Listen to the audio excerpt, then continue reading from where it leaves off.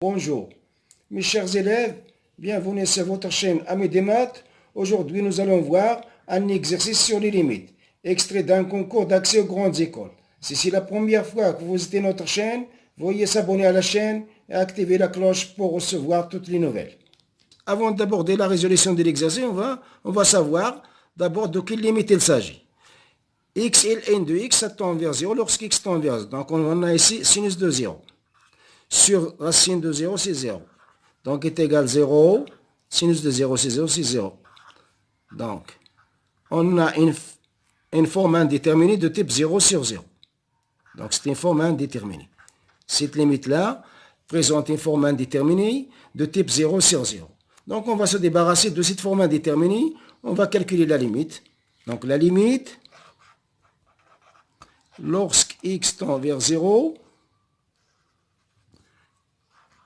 de sinus de x ln de x sur racine de x est égal à la limite lorsque x tend vers 0. Qu'est-ce que je vais faire?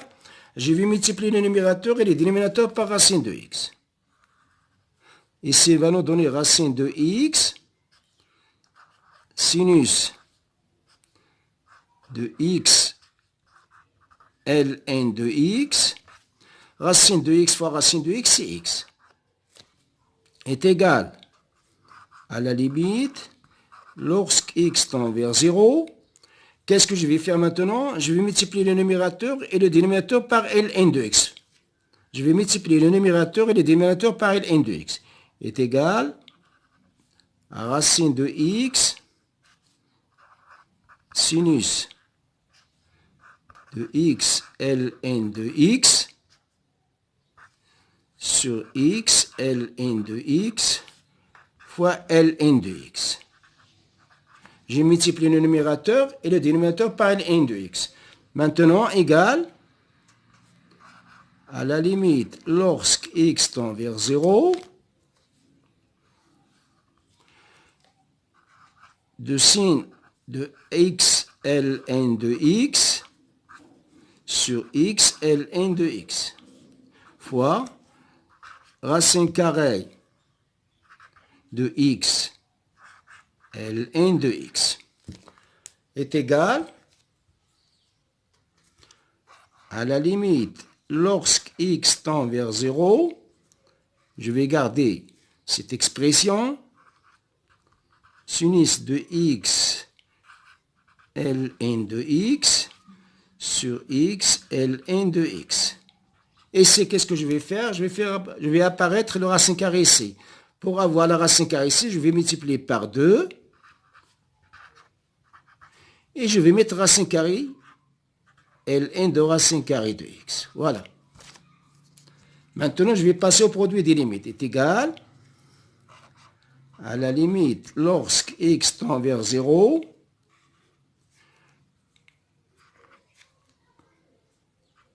de sin de x ln de x sur x ln de x fois 2 limite lorsque x tend vers 0 de racine de x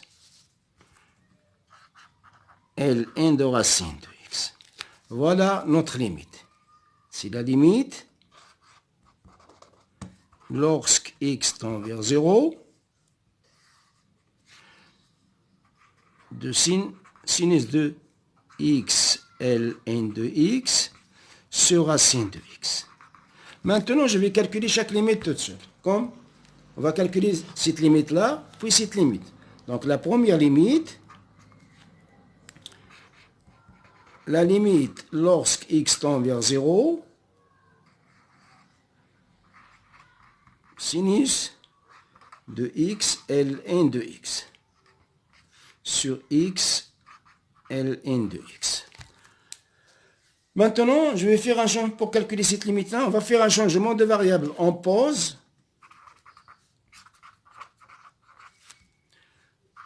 grand X est égal à X ln de X. Lorsque X tend vers 0, implique grand X, celui-là aussi, ça tend vers 0. Implique grand X, ça tend aussi vers 0. Maintenant, voilà la limite, on va calculer notre limite. La limite, lorsque X tend vers 0,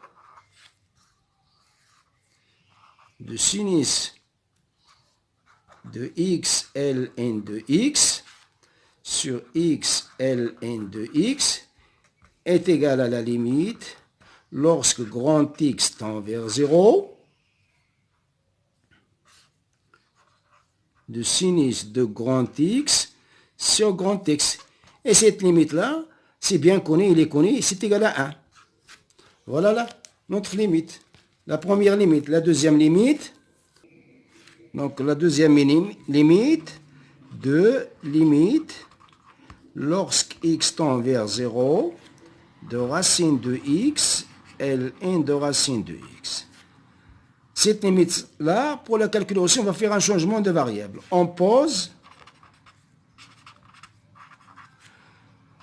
grand X est égal à racine de X. Donc, petit x tend vers 0 implique aussi grand X ça tend vers 0. Donc, on va calculer la limite. De limite lorsque X tend vers 0 de racine de X ln de racine de X est égal à 2 limite lorsque X tend vers 0 de X ln de X. Et celle-là, c'est une limite issue de logarithme. S'il est bien connu, est égal à 2 fois 0 égale 0. Voilà la deuxième limite. Maintenant, on va revenir au calcul de la limite initiale.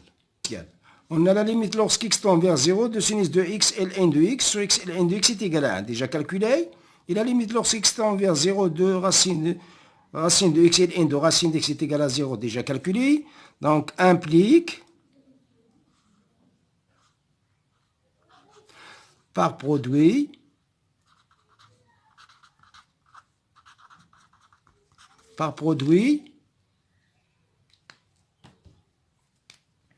la limite lorsque x tend vers 0 de sinus de x ln de x sur racine de x est égal, est égal à 1 fois 0 est égal à 1 fois 0 fois 0 implique la limite lorsque x tend vers 0 de sinus de x ln de x sur racine de x est égal à 0. 1 fois 0, c'est 0. Donc maintenant, revenons à nos propositions dans l'exercice. On remarque que la bonne proposition, c'est la proposition MP. Donc la bonne réponse,